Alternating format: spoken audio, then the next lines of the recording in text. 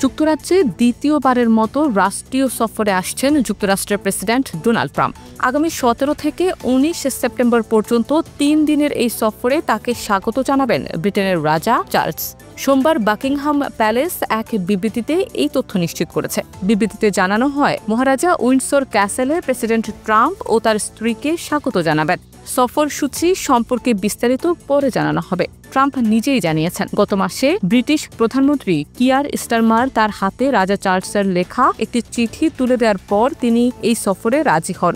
এই সফরের মধ্য দিয়ে ট্রাম্প হবেন আধুনিক ব্রিটিশ ইতিহাসে একমাত্র নির্বাচিত রাজনীতিক যিনি 2 বার ব্রিটিশ রাজার আমন্ত্রণে রাষ্ট্রীয় সফর করছেন।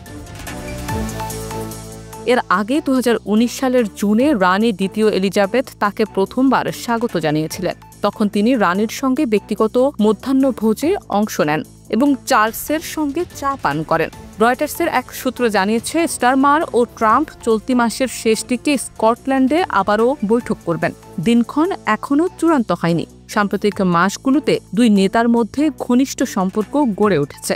গত মাসেই G7 সম্মেলনের ফাঁকে তারা একটি বাণিজ্য চুক্তি স্বাক্ষর করেন, যার ফলে যুক্তরাষ্ট্রে ব্রিটিশ পণ্যে কিছু শুল্ক কমানো হয়েছে। তবে ট্রাম্পের এই সফর নিয়ে সমালোচনাও রয়েছে। মে মাসে কানাডার প্রধানমন্ত্রী মার্ক কার্নি এই আমন্ত্রণের সমালোচনা করেন। তিনি বলেন, এটি ট্রাম্পের কানাডা দখলের হুমকির বিপরীতে ঐক্যবদ্ধ অবস্থানকে দুর্বল করে।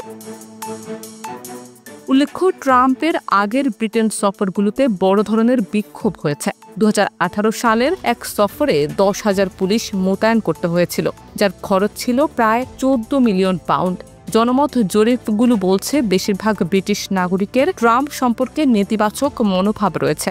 রাষ্ট্রীয় সফর মানেই রাজকীয় আড়ম্বর, লন্ডনের কেন্দ্র দিয়ে ঘোড়ার গাড়িতে শোভাযাত্রা, রাজকীয় নৈশভোজ এবং ঐতিহ্যবাহী আতিথেয়তা। ট্রাম্পের এই সফরও তার ব্যতিক্রম হবে না বলেই ধারণা করা হচ্ছে।